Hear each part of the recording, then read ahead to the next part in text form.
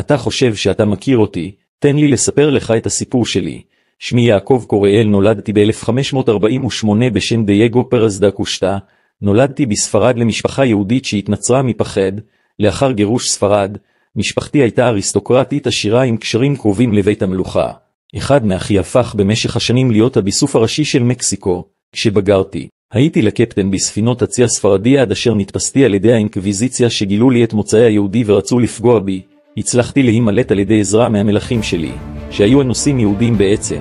מרגע שגילנו זאת, לא יכולנו לחיות כאנוסים והחלטנו לעשות מעשה, ולחזור ליהדות בגלוי. לעולם לא סלחתי ולא אסלח לכנסייה ולפשע כנגד העם היהודי, ופתחתי במסע נקמה עקוב מדם. הקמתי ציוניות שמטרתו היחידה להכניע ולשדוד את הצי הספרדי שהוביל אוצרות שנשדדו מהאיים הקריבים. זהב, כסף, יהלומים ותכשיטים שנבזזו בידי הספרדים. הייתי לשודד ים הכי חזק, אכזרי ואימתני בהיסטוריה.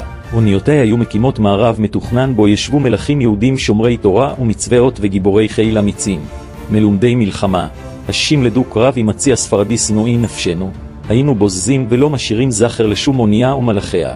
במהלך חיי עליתי לארץ ישראל וחזרתי בתשובה שלמה.